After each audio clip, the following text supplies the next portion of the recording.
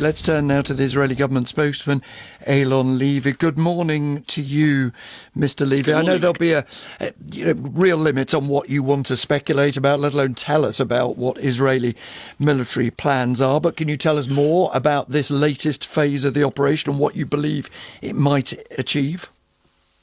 Israel has now moved into the second stage, expanding ground operations as part of our campaign to destroy Hamas in response to the war that it declared on us on October 7th with the horrific massacre of over 1,400 people, a war that has since continued with over 8,000 rockets fired at our cities.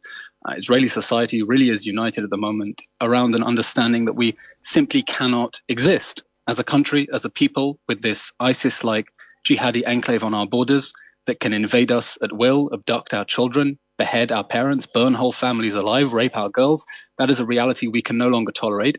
And so this is only just the beginning. The days ahead are going to be long. They're going to be hard.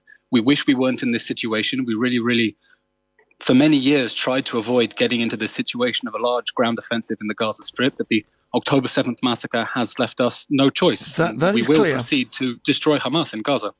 So the objectives couldn't be clearer. Your language could not be clearer. Then we come to the dilemmas that Jeremy Bone was describing, dilemmas that other countries faced with similar problems has faced as to what is and is not a legitimate target. We've been reporting on the news the warnings to doctors at the Al-Quds hospital to evacuate patients immediately and the hundreds who are sheltering there.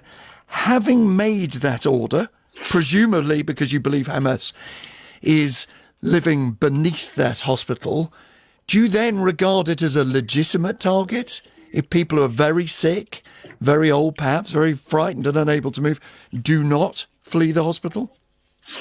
You're right that Israel faces similar dilemmas to other countries. We view this campaign through the lens of the Western campaign against ISIS. Hamas proved itself to be worse than ISIS, and we've learned from the Western model of how ISIS was rooted out of Mosul and Raqqa. Now, of course, look, the humanitarian situation inside the Gaza Strip as a result of Hamas declaring war on us on October 7th, no one disputes it's absolutely heartbreaking. But we take very seriously our commitment on both sides to get civilians out of harm's way. That's why Israel, for example, has evacuated over 100,000 people. We have over 100,000 IDPs, and we're asking civilians in the Gaza Strip to temporarily get out of the way. But that's why I ask you the specific about the hospital, because it is clearly a dilemma. If you are right that underneath that hospital are those you regard as the enemy, here's the question. Are you entitled? Do you believe morally and indeed under international law you are entitled to bomb that hospital or to attack it, even if it still has people in it who are sick? I don't want to get into a moral argument, but I will definitely state the position of international law. If we refer to the first additional protocol of the Geneva Conventions, Article 12.4 is very clear that under no circumstances shall medical units be used in an attempt to shield military objectives from attack. The fact that Hamas has placed its main command center underneath the Shifa hospital, knowing that Israel does not want to hurt civilians, knowing that Israel will do everything it can not to hurt civilians, is a war crime. Now, Article 13 of the first additional protocol, generally accepted as a reflection of customary international law as it applies to international armed conflict, says that the protection to which civilian medical units are entitled may cease if they are used to commit acts of war. In certain circumstances, civilian infrastructure, if sufficient warning has been given to evacuate, may become, under international law, military targets if they are used to continue with acts of war. So, obviously we're urging civilians to get out of harm's way. We know that it's difficult, but, Israel also has 100,000 IDPs, including very many sick people. Just to be clear, that means internally displaced people for people who say, but I want to be clear because you've very powerfully described what happened on the 7th of October. For some people, waking up this morning with young children maybe too powerfully. And if you'll forgive me, I'll urge you not to repeat too much of the detail. But I know why you do it. You do it because it's horrific. Equally, you will know people are looking at horror in Gaza. The very young, the very old, the sick who are dying, are being maimed, whose lives are being destroyed. And they'll say, is the goal that you've set out, is the goal so significant that you have to harden your heart to those scenes? Nick, on October 7th, the Israeli people suffered an act of genocide. Hamas burned whole families so brutally in their homes that you've asked me to spare your listeners the graphic details, but they were literally burned to a coal. Our objective in this campaign is to eliminate the threat that jihadists on our borders can invade at will and literally burn our people to a cinder. Now, that means there are going to be difficult situations inside the Gaza Strip. That is the nature of war, and it is tragic. But this is not a war that Israel started. It's not a war that we wanted. But I think it's not a war we even expected. I just it's a don't war want that to we've put been words dragged into your... into, and we have to win it. I don't want to put words in your mouth, but I also don't want to waste our listeners' time. I think you're being clear, Mr. Levy, which if, and you're not saying it's the case yet, but if it were the case that the Israeli military believed the hospital was being used to attack Israeli civilians or indeed your own troops, then it would be a legitimate target. If that is a fair summary, I'll move on to the question of humanitarian aid. I'm not going to speculate, and I don't want to give the impression that I'm speculating, but it's important to be clear on the finer points of international law. I know that's very important, of course, to British listeners. And you've done that, and I only move that on because there is another important question to ask you this morning, which is about humanitarian aid. You heard there UNRWA, and I know Israel's no great admirer of the UN Agency for Palestinian Refugees, but Israeli agencies working to help Palestinians have said the same thing, that there is a lack of food in Gaza because there is a lack of truck deliveries. Even yesterday, a record number coming in since this latest phase of the conflict began was less than a tenth of the normal daily number. Are you finally going to allow more aid, food, water, and yes, even fuel to come in? Israel wants to see all the humanitarian aid that the people of Gaza need reach them, and we want to see it reach them through the Rafah border crossing with Egypt. That is the correct avenue. We have one condition, that not be used by Hamas in order to rearm. By the way, UNRWA on the 16th of October admitted in a tweet that Hamas had stolen fuel from its stockpiles. It was quickly forced to delete that tweet under pressure. But we know that Hamas has stockpiled fuel. We know that Hamas has 500,000 litres of fuel. Hamas, the government of the Gaza Strip, I've run a back-of-the-envelope calculation, has enough fuel to circumnavigate the globe in a Boeing 747. So we want to get humanitarian aid to the people of Gaza. We're working with international partners to explore other options as well. But under international law, we cannot allow it.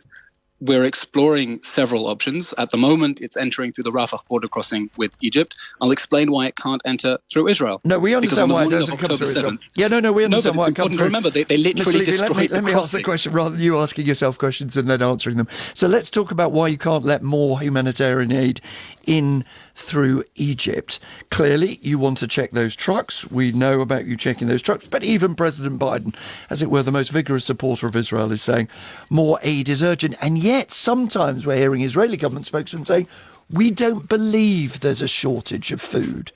Is that the message of Israel this morning? That you don't believe there's a shortage of food in Gaza? First of all, there is sufficient food in the Gaza Strip. There's also sufficient fuel. If I may give you an example. For 23 days now. If you would. I was asking about food. To our understanding, there is sufficient food inside the Gaza Strip, and we're working with international partners to expand humanitarian aid through Egypt so it reaches the people of Gaza, as long as those humanitarian corridors and the international community's goodwill are not exploited by Hamas in order to rearm its terror machine. So you're saying that when we're hearing from the ground that all some people in Gaza have is one piece of bread and a can of cheese, are you saying that's not true, Mr. Levy? Or are you saying that Hamas have supplies in tunnels somewhere, which frankly isn't a lot of use to the citizens of Gaza who are desperate to have it? We're saying that when you take information from UNRWA, an organization that just 2 weeks ago admitted that Hamas stole its fuel and then was forced to delete it, an organization whose workers' union is controlled by Hamas, the same terror organization that perpetrated the October 7th massacre, that has to be taken with more than a pinch of salt. We believe which is there why is I quoted adequate food. Israeli humanitarian organisations who've said the same thing. And we are working with international partners because we want humanitarian aid to reach the people of Gaza. This is our war against Hamas, not against the people of Gaza. Understood. Let me end by asking you something about you, if you'll forgive me. You were born in Britain. You were educated here in Britain. You led the Union of Jewish Students here in the UK. Not quite, but yes. OK, you were a prominent figure.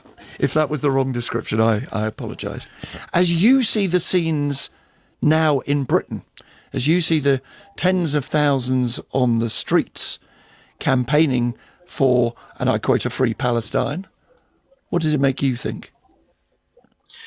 The scenes, the pro-jihad protests in London have been very difficult to watch. We're seeing people chant Intifada, Intifada. Now, let me remind you what that was. The Intifada was a wave of suicide bombings in the early 2000s that killed over 1,000 Israelis over the space of a few years. Suicide bombings in cafes, bars, malls. And when we hear people saying globalize the Intifada, well, Britain already had a taste of what globalize the Intifada means. It was the attacks in July 2005. It was the Manchester Arena bombing. That's what globalized the Intifada means.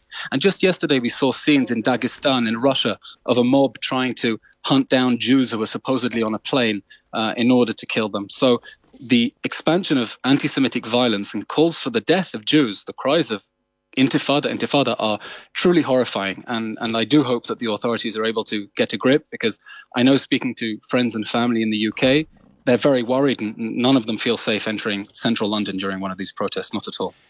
Eylon Levy, spokesman for the Israeli government, thank you very much indeed. 26 minutes past.